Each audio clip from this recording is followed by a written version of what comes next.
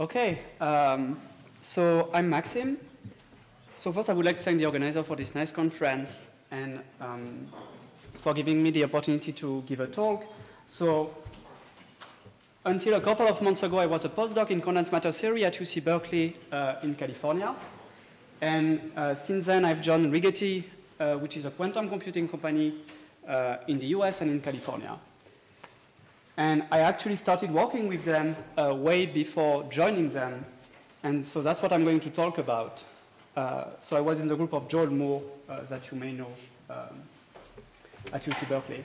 So when preparing the slides, I noticed that the title I gave Emanuele could have two meanings. One is that we actually outperform a classical simulator at running a quantum optimization algorithm. And unfortunately, that's not the case. What I meant with this title was how to... What I meant with this title is how to outperform classical simulators at running a quantum optimization algorithm. And so that's what I'm going to talk about. So first of all, what is a classical simulator?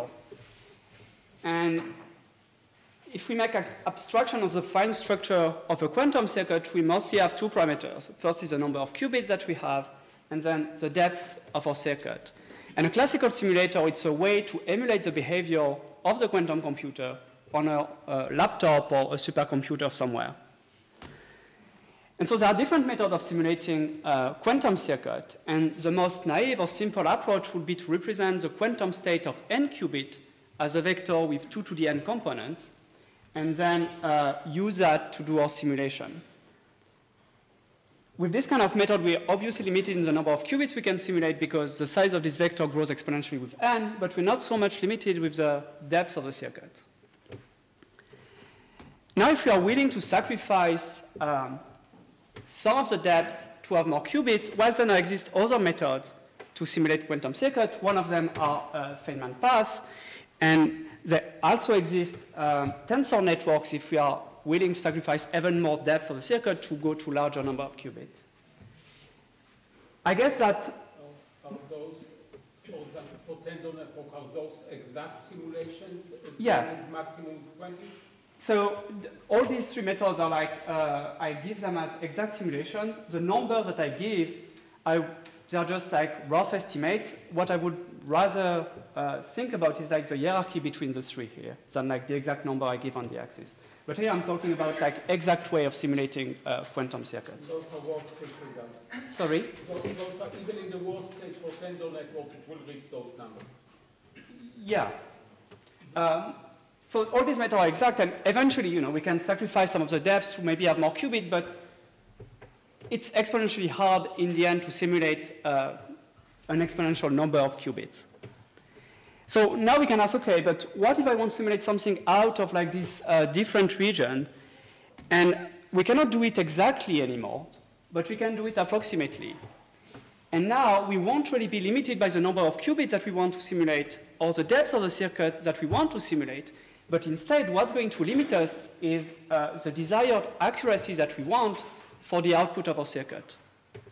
It might be exponentially hard to actually get like an extremely good accuracy.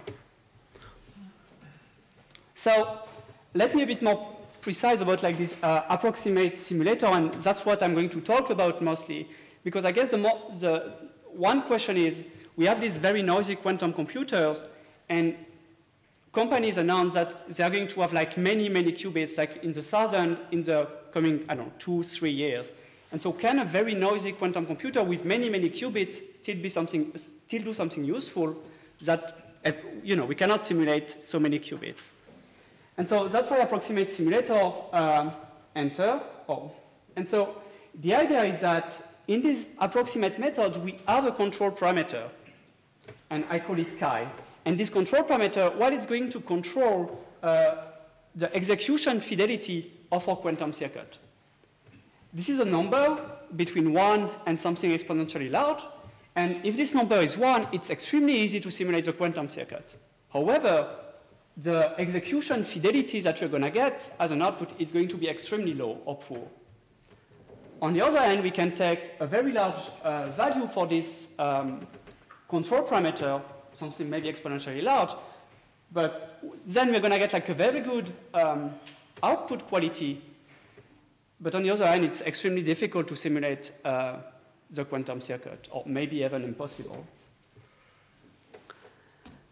And one method that I'm going to talk about, or use at least, are matrix product states, which are like a class of approximate simulators for quantum circuit, which come from condensed matter theory and simulating a quantum many-body system. And we can use that in the context of quantum computing, and that's what I'm going to discuss in the following. And so here I give a very high-level picture of what matrix product states are about, is that you start with, you have some quantum state, and when you decrease this control parameter to make your simulation easier to run on your laptop, what happens is that like, you can see that as some kind of compression of your quantum state. And this compression makes you able to run your algorithm on a laptop. And what you actually compress as you do that is the entanglement that is encoded in your quantum system.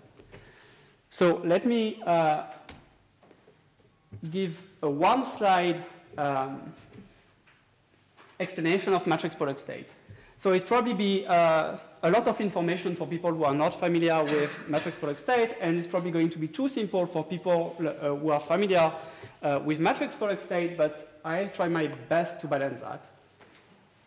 And I guess the starting point would be like to have some comparison to compare to matrix product state, and that would be like, what do we do usually? Like the common description of a quantum state is that like we have n qubits, and so we have a vector with 2 to the n components. Now matrix product state, like it's a totally different way of representing the quantum state. We don't have a vector with 2 to the n components anymore. What we're going to have instead is that for each of the qubits of our system or degree of freedom, we're going to associate to each of them 2 matrices. One for the state 0, blue here, and one for the state 1 in red. So each qubit has 2 matrices. Now what we're going to do is that we're going to put these matrices in a linear arrangement. The one at the boundaries are a bit special because boundaries are always special, but let's focus on the bulk. I use matrices here to make the connection with the name matrix product state, but in the end, each qubit having 2 matrices, we can think of that as a tensor, which is like something in 3 dimensions. It has 3 indices. One would be like for the state of the qubit, 0, 1, and the 2 other dimensions or axes would be the original dimension of your matrices. And to make the connection with what I said before, with this control parameter chi of our approximate simulator, here what this parameter is in matrix product state, it's actually we are going to control the size of these matrices. And so this is something that we are going to control and keep, let's say, small enough that we can run simulation on our laptop or supercomputer somewhere. What's important in this form is that these tensors, they are in a factorized form. It's like 1 for each qubit. If we were to multiply or the equivalent for tensors are contracting everyone together, what we would get back the, let's say, initial or typical state vector description, and we don't want that, because in a state vector description, the size of the vector is 2 to the n.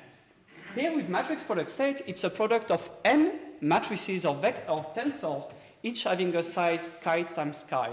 And so the number of elements you have in total in your matrix product state description, oops.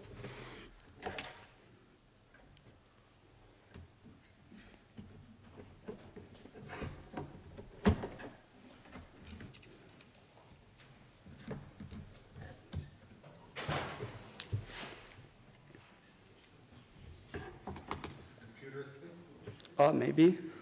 I don't see anything on the computer. Oh.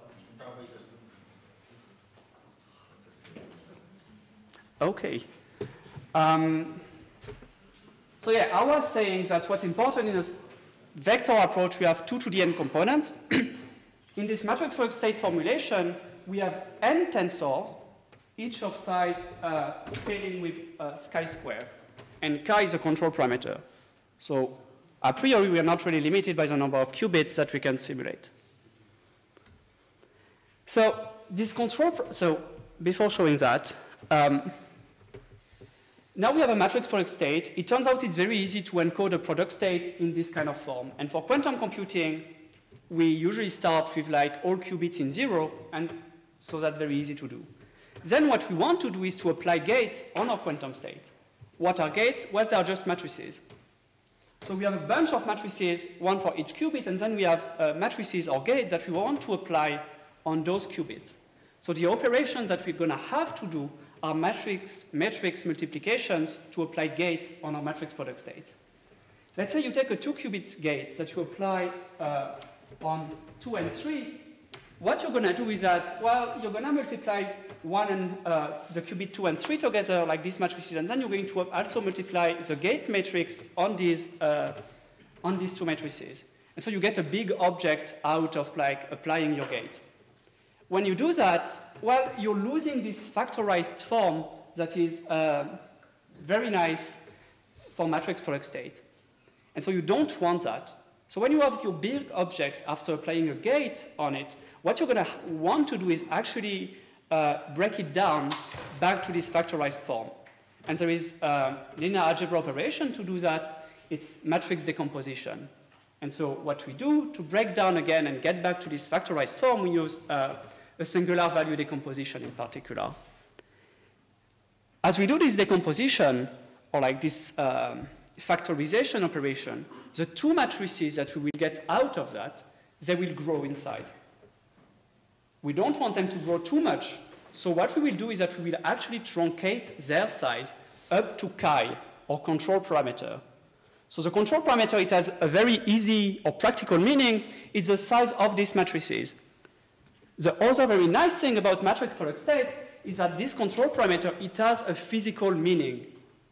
Let's say you make this factorization somewhere in your linear arrangement of qubits or your chain. So you make like, you have some kind of bipartition of your system where you make this factorization happen because you arrange everything in a linear fashion at first.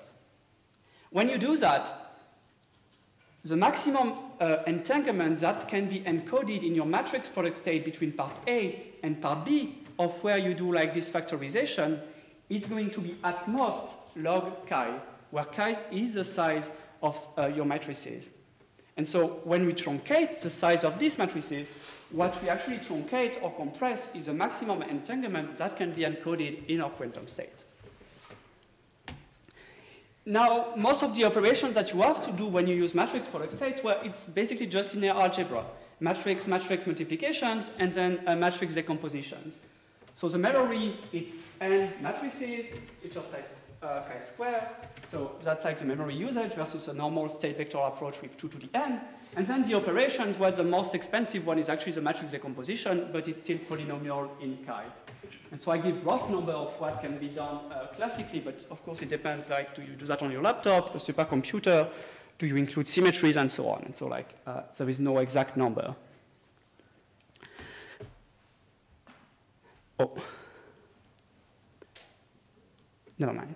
So this was for matrix product state. If it was too complicated, I guess, you know, this one is a very high-level picture that I want you to have in mind.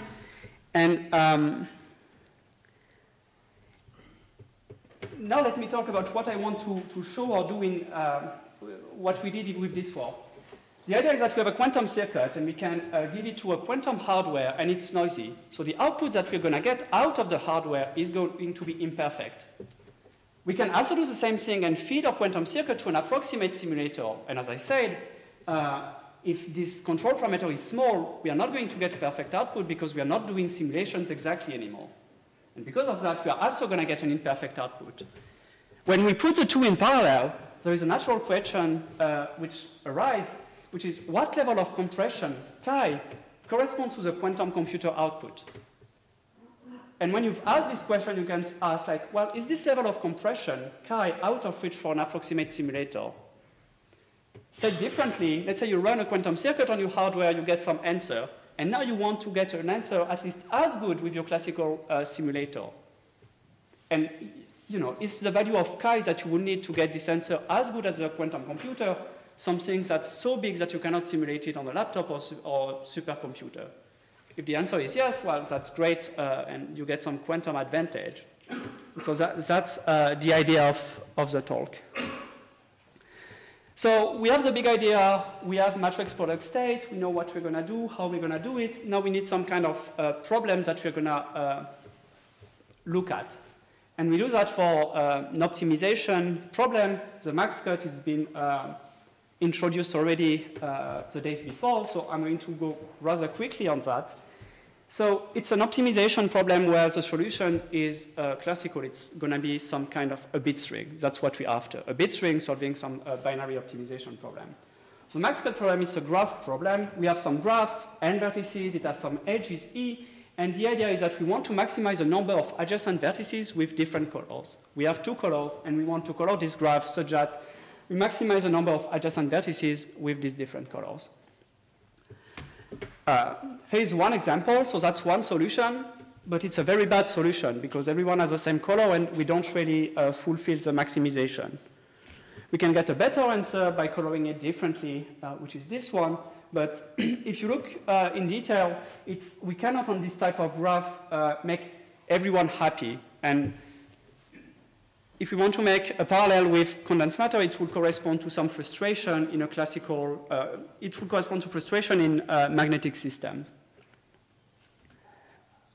So now what we can do is we can write some objective functions that we want to minimize in order to maximize the number of adjacent vertices with different color on a graph. And so it's a purely classical problem, and so the cost function is also purely classical. It corresponds to some Ising-Hamiltonian antiferromagnetic interaction on some graph with, that you provide with the given edges. And so for this cost function, if you have like 2 bits being the same, 0, 0, 1, 1, you get a contribution +1 to your cost, and if it's 0, 1, or 1, 0, you get a contribution -1. And the goal is to have as many -1 contributions as possible to minimize this cost function. We can be a bit more generic and add some weight to the edges, and this weight, they have to remain positive for the MaxCut problem to make sense.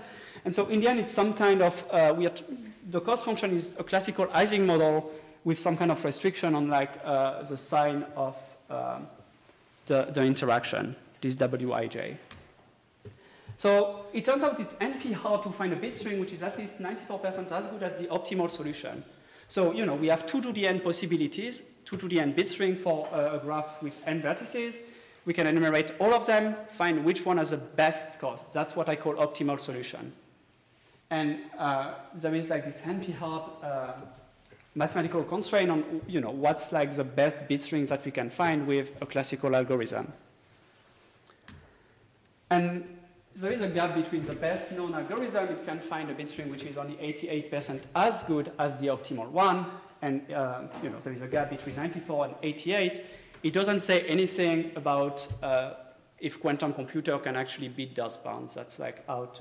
So I guess that's still an active area of research.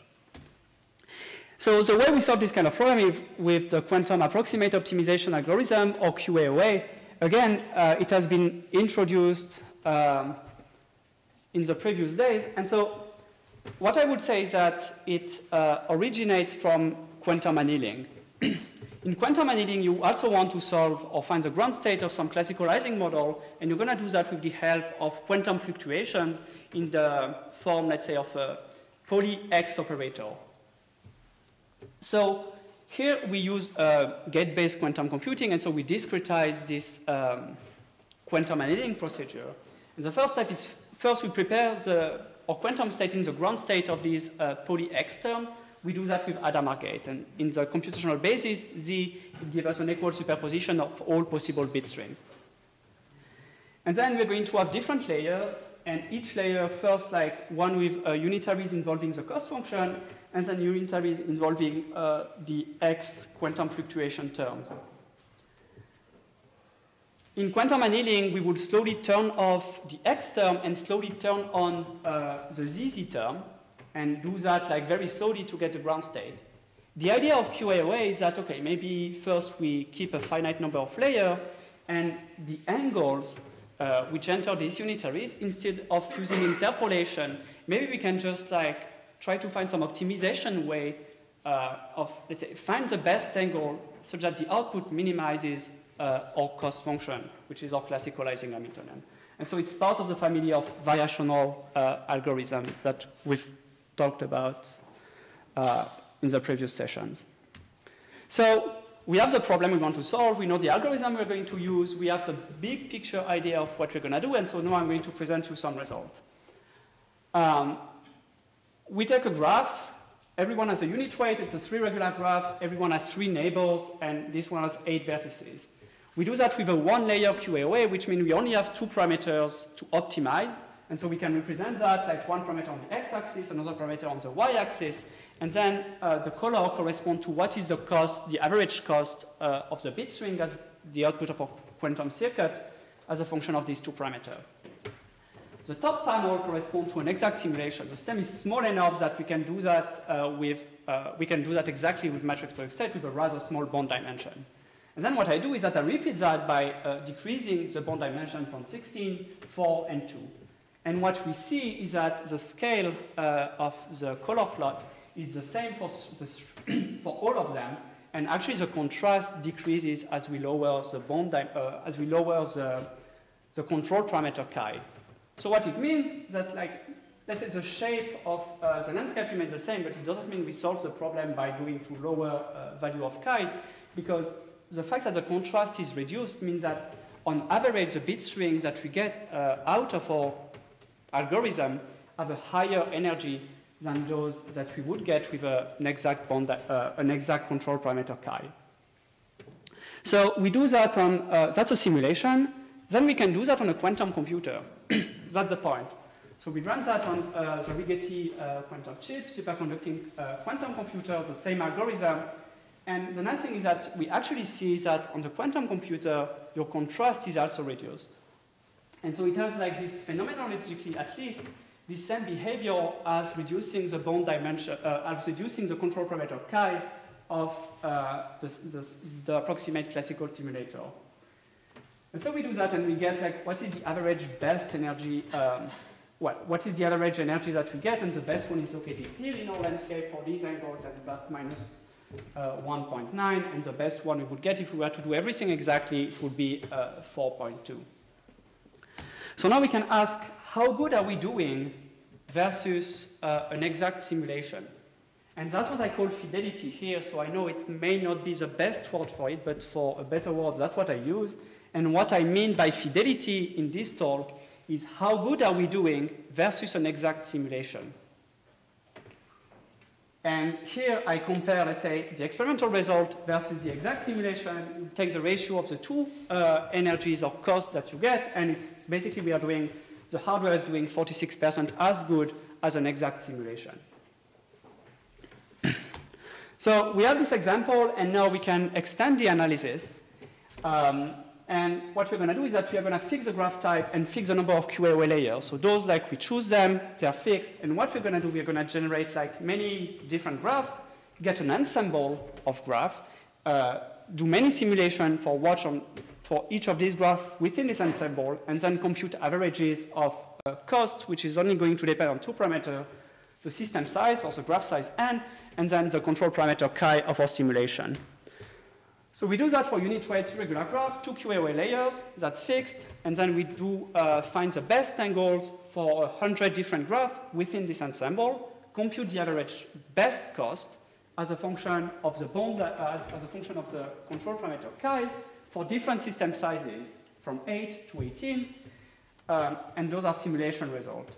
We can do them exactly because the system is small enough, and the exact control parameter of our classical simulation, it needs to be 2 to the n over 2 to do everything exactly, and this corresponds, like on this curve, to the last point every time. And what we see is that the cost function, as we increase chi, well, it gets smaller and smaller, which is great. Now we can ask, is there a better way to look at this data than what I plot here? And if I ask the question, it's because the answer is yes. And we can actually rescale the data to obtain what we get on the right. So it's exactly the same data left to right, it's just plotted differently. First, our cost function, we're going to divide it by the exact, by the one from the exact simulation, the value at the last point here. And then for the x-axis, well, we can actually also transform it. First, we take the log of this control parameter chi, and we divide it by n. Don't ask me why we do that at the moment. If we do it that way, this like change of variables, it turns out that all the data points fall on top of each other. And in physics or condensed matter theory, that will be known as a scaling law. So, you know, that was one example, one type of graph, one number of layers in the QAOA circuit, and do we get that? Is it some kind of generic feature that we get for other type of graph and parameters for our QAOA circuit? And so I repeat exactly the same procedure, but now like we have all-to-all graphs, so everyone is connected to everyone.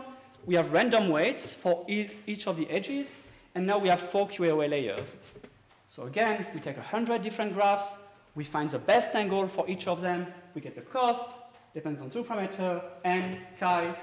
We get this plot on the left for different system sizes as a function of chi, and then we do the exact same rescaling of the variables on the right, and again, we find some that everyone falls on top of each other.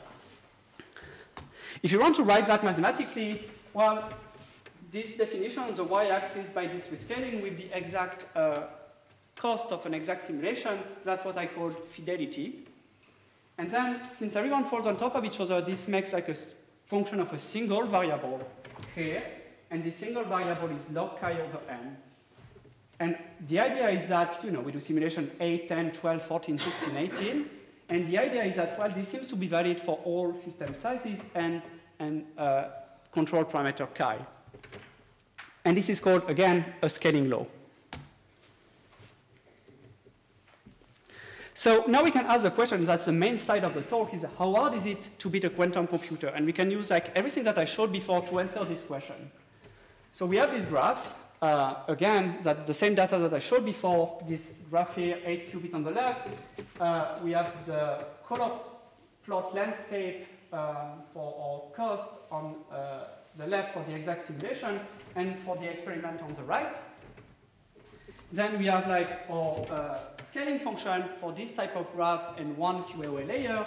And we can actually see this curve, we can call it a calibration curve. And here is the reason why. First, we define some kind of fidelity again. What is our experimental cost versus the one we would get by an exact simulation? We do the calculation, 46%. We go on this curve. We go on the y-axis, and we look at 46%. Then we can read, okay, we go on the curve and look at the corresponding value on the x-axis, 0.1 here. So 0.1 is equal to log chi over n, where n is the number of qubits, it's 8. And so we invert that, and we say, hey, what is the value of corresponding value of chi? It's exponential of 0.1 times 8, and it's about 2. And so if we wanted to do at least as good as a quantum hardware with an approximate simulator, we would need a bond dimension of 2. So of course, it's a very small system, and we are very much below this like kind of what can we do on a laptop, but this gives a general idea, and this can be applied to any system size a priori. How much time do I have left? Not much. Okay.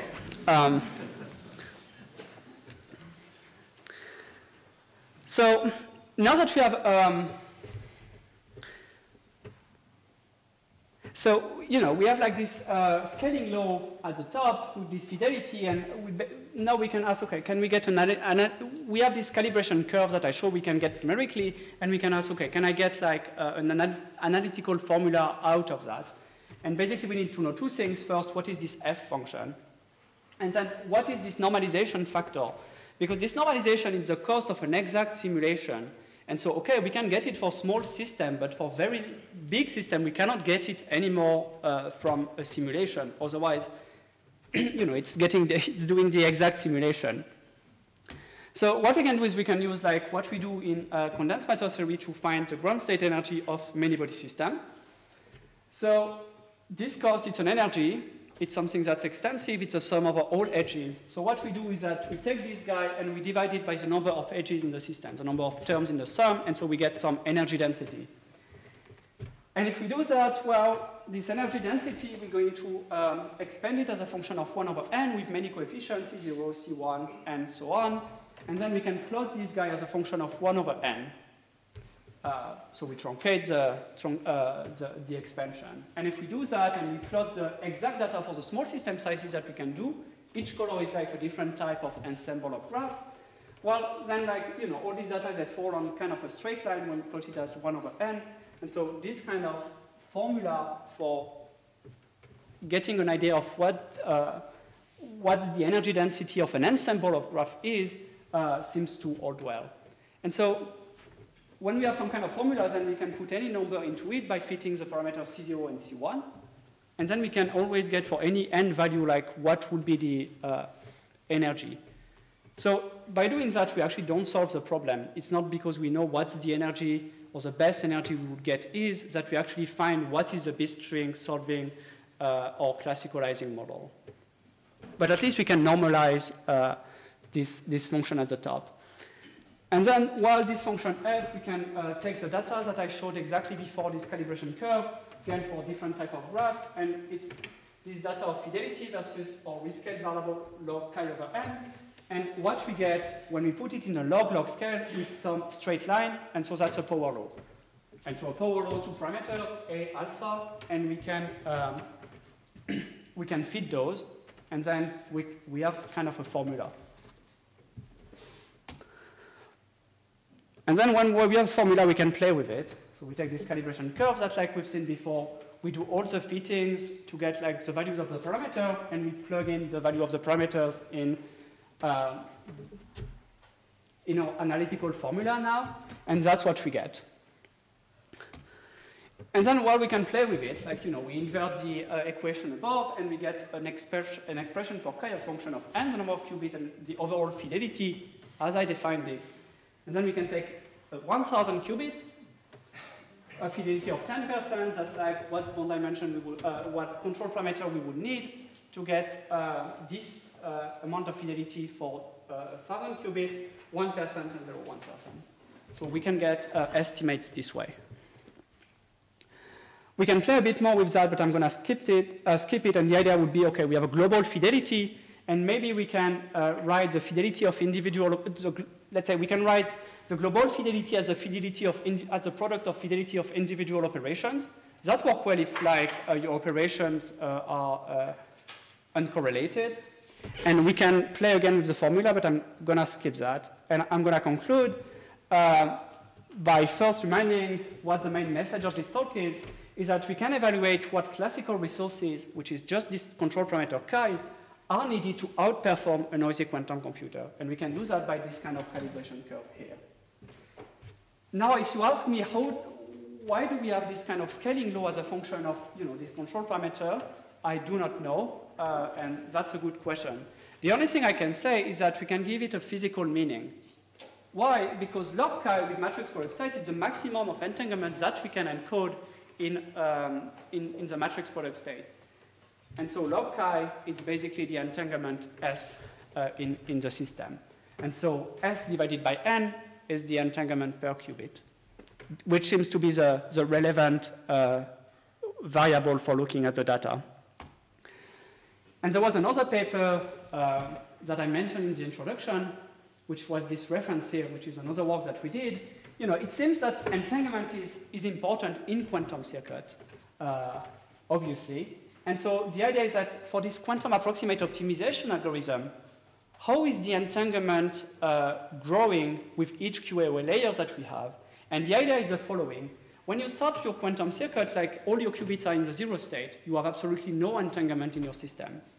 And this QAOA algorithm, what it seeks to solve is a classical optimization problem. And so ideally, the answer that you will get at the end of your algorithm is a single bit string, or maybe a few if your solution is degenerate. And so you don't really have entanglement or don't expect entanglement at the end of your algorithm for your quantum state. And so you can ask what happens in between regarding entanglement. If at first I have nothing, and at the end I have either no entanglement or something very small. And so that's something else we looked at, and we found that there is some kind of entanglement barrier in the middle where the entanglement grows with n. And if the entanglement grows with n, that's known as a volume law, and you can relate S going as n with the matrix product state here, and you replace n goes as log chi, meaning that chi has to grow exponentially with n to do exact simulation of QAOA circuit with matrix product state. And with that, I thank you for your attention.